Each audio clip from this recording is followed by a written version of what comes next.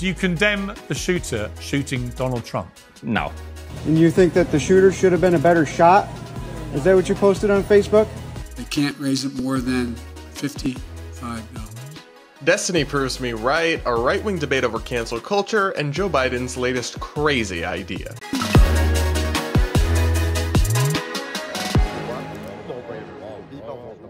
All this and so much more is coming up on today's episode of the Brad vs. Everyone podcast, where I take on the craziest ideas in our politics and across the internet from a center-right, independent perspective. If you're new here, please do consider subscribing and sticking around, and if you're a returning viewer, you know what I'm going to say. Don't forget to hit that like button and do comment with your thoughts as we go along. I do read the comments and I pick a few to respond to in every episode. Now up first, I just want to do a brief follow-up on yesterday's episode where I criticized the liberal YouTube and streaming star Destiny, aka Steven Bonnell, for his completely unsympathetic and frankly unhinged take that he doesn't really care that the Trump supporter was killed during the attempted assassination. Well, in case, as some of the people in the comments seemed to think, in case you think I was somehow mischaracterizing his views, well, he just went on Piers Morgan last night and doubled down on the position to an even more insane extreme, completely proving me right. No, do you condemn the shooter shooting Donald Trump?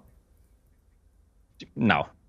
Not here, not on this program, not in front of these people. Absolutely You do not condemn a deranged shooter shooting Donald Trump. You are truly just a child. This is not. Actually, this is not a competition you know what, We're Charlie? just trying to be decent human You know what, beings. Charlie? It's not actually the behaviour of a child. It's the behaviour of somebody who's completely lost his moral compass. Piers absolutely ate him up, and honestly, I was shocked to see Destiny sink even lower. This is insane, evil, demented, and disqualifying. Let me state this very clearly. I don't care whether you're on the left or you're on the right. If you cannot bring yourself to condemn the attempted assassination and murder of the people you disagree with, then your moral compass is irreparably broken, and frankly, I'm not interested in hearing anything you have to say. Now, I will say one thing in Destiny's defense. As a result of this insane meltdown he's been having, he's been banned from Kick, the platform he typically streams on. I don't support this. No matter how vile and gross I find his comments,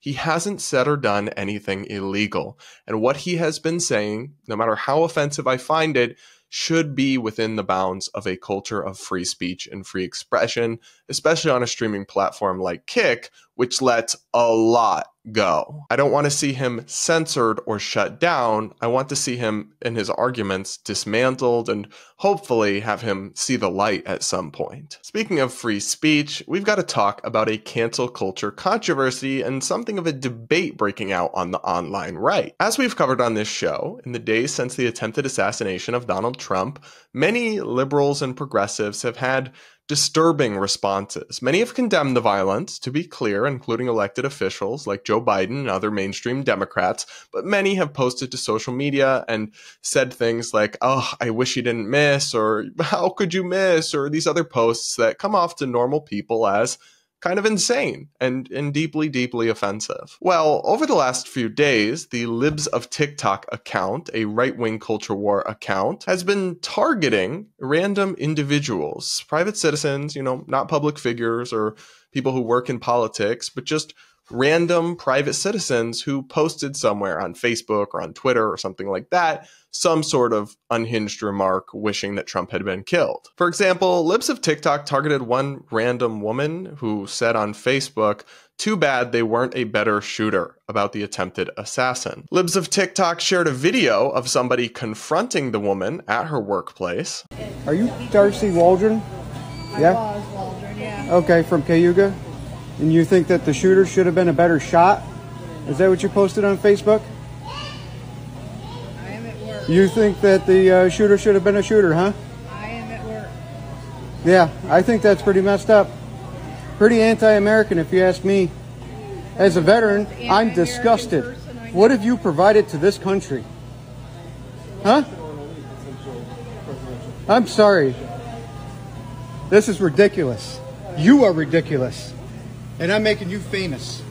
And Libs of TikTok wrote in the tweet, "Hi at Home Depot, are you aware you employ people who call for political violence and the assassination of presidents? Any comment?" The Home Depot replied from their official account and said, "Hi, this individual's comments don't reflect the Home Depot or our values. We can confirm she no longer works at the Home Depot." The question has broken out. Isn't this cancel culture? Isn't this the very kind of thing that Libs of TikTok and other conservative culture warriors rose up in part against? Robbie Suave wrote on Twitter, "Trying to get random working class people fired for wrong speech is bad. A textbook example of cancel culture." Another person named Carl wrote, "Some dude tracked a lady down because she made bad comments on Facebook. He got her on camera at Home Depot, her job, and now she's fired. If you're trying to get some nobody fired, you're almost always the bad guy." Nicholas Christakis wrote, "Home Depot is acting disproportionately and is supporting cancel culture. They should not fire random employees that pathetic vigilantes happen to choose for mob justice. They should be ashamed to be participating in such action and by doing so, contributing to more of it." Peter Pishik wrote, "So many people on the right didn't hate cancel culture on principle, but just the choice of targets." Liz Wolfe of Reason wrote, "What exactly are Home Depot's values other than selling paint and lumber to any and all willing buyers? This is all so effing stupid." So I have somewhat conflicted feelings about this. On one hand, this is essentially the same cancel culture playbook the left has long used and conservatives and other people on the right have pushed back against and said is immoral and wrong. On the other hand, these people weren't just saying something offensive, right? This isn't about pronouns or mean words that were used or controversial opinions. They were explicitly wishing death on people and supporting violence. To me, that is kind of categorically different, and I do have far less sympathy for these individuals who've been canceled because they wished Trump had been killed than I would for somebody who had old tweets dug up that used offensive words or got canceled over misgendering or something like that. To me, it is categorically different. At the same time, I don't see what is accomplished by targeting and ruining random individuals' lives who have no power or influence whatsoever. It is a form of conservative cancel culture, and I don't support it being done. It's a different calculation if it's a public figure or somebody with massive influence, or even somebody who works in politics or journalism or something where they're connected to all of this and their opinions actually matter. But what? Because some middle-aged woman wrote something offensive on Facebook, she should be unemployable for life? How is her working at the Home Depot hurting anyone exactly? What's she supposed to do? Just become a beggar? Go on welfare? I just don't view it as productive, and it absolutely does open conservatives up to accusations of hypocrisy. Now, the common rejoinder to this is essentially that turnabout is fair play. Well, they did it to us, so we need to do it to them. But again, if you have a principle, but you only apply it to the people you like, you don't actually have a principle at all. And if in order to win, you have to become essentially the same as the thing you're fighting against, well, I'd rather lose. That's not a victory at all. Still, though, I do have mixed feelings on this. I don't view it as nearly as egregious as getting people fired for just something offensive they said when they are openly, publicly endorsing violence. I certainly have significantly less sympathy for these individuals who are being targeted, even if I still don't ultimately support this being done. You guys let me know what you think in the comments below. I'm curious for your thoughts. And now let's check in on Joe Biden, who isn't doing well. Speaking at an NAACP conference yesterday, Biden tried to tout his new proposal to limit rent increases nationwide and botched description of his own initiative and totally failed at reading a teleprompter. Let's take a look. The idea that corporate-owned housing is able to raise your rent $300-400 a month or something, under what I'm about to announce, they can't raise it more than $55.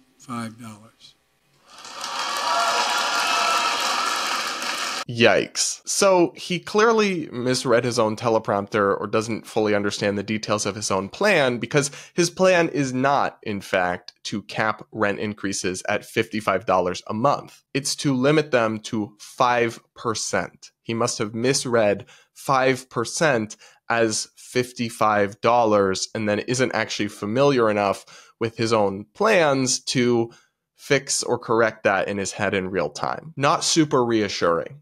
Joe. But I want to talk about this plan on its actual merits and kind of set aside, at least for now, the incoherence with which it's been rolled out. According to the official White House website, Biden is calling on Congress to pass legislation giving corporate landlords a choice to either cap rent increases on existing units at 5% or risk losing valuable federal tax breaks. This applies to landlords with over 50 units in their portfolio, covering more than 20 million units across the country. It would include an exception for new construction. This is one of those things that sounds good. Rent is way too expensive, and we all desperately want to see struggling families get some help and some relief. But if you understand the economic realities and the details, it's actually disastrous. Rent control has been tried time and time again, and it always fails. It's one of the only policies where you can get a near consensus among economists that it doesn't work, and it always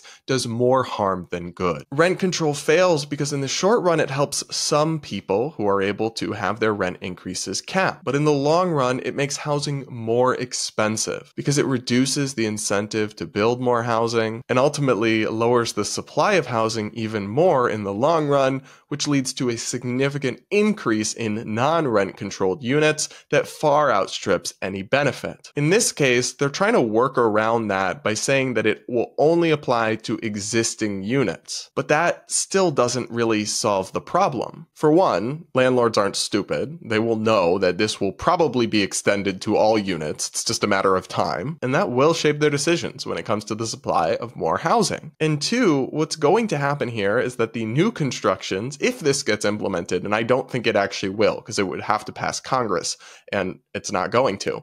If this actually gets implemented, what you would see is that new construction and new units, they would end up being increased in their price to kind of outweigh the downside of having the rent capped of existing units. So some people would end up having to pay more so others could pay less. And this kind of thing, again, totally fails to address any of the root causes of why housing is so expensive in the first place. It is absolutely doomed to fail, and it's something that even many of his ideologically aligned economists would have told him won't work and isn't a good idea. Biden is probably just hoping that he knows it won't actually get implemented, but it might sound good to voters who don't know any better, who haven't studied economics extensively. In that sense, he's essentially trying to manipulate you and take you for a fool. I hope that Americans don't fall for it. Alright guys, now it's time for Brad vs. TikTok, my segment where I take on the craziest ideas from across the clock app. Pronoun of the day is slug slugs. Make sure you're subscribed if you aren't yet, hit that like button, yada yada yada. And now, let's take a look at yet another TikTok advocating for violence against people that she disagrees with. The libs are really gonna hate me for this one, but I'm saying it anyway. Y'all have to get past the point of thinking that we can just coexist with oppressors. Like, choosing to show mercy to someone who would kill you without any second thoughts about it doesn't make you a good person, it makes you stupid. And I'm saying this as someone who thinks that homicide is inherently against human nature. Like, I truly think removing someone's soul and life energy from this world is just like the most evil thing that you can do. But guess what? Bitches are doing it, and they're gonna continue. So the problem is actually twofold, because it's not only that we have all of these people that are committing these egregious atrocities, but now I have to compromise my own morals and put you bitches in the ground because I can't have y'all running around here doing all this shit for no reason. Like, what? So once again, I'm going to go on the record and say, if you're a Zionist, go touch the bottom of the Pacific Ocean. If you identify as a capitalist, please go take a nap on your local expressway. If the APB for your moral compass has still gone unanswered, please get into the bathtub with your hairdryer now. If you're actually serious about wanting liberation for all people, then you just have to understand that there are certain individuals on this planet who will fight tooth and nail to ensure that that never happens. So no, there's no compromising or coexisting or cooperating with these people. They get ya! And it's okay to say that. In fact, lots of the bullshit in the world probably could have been stopped if more people had this mindset.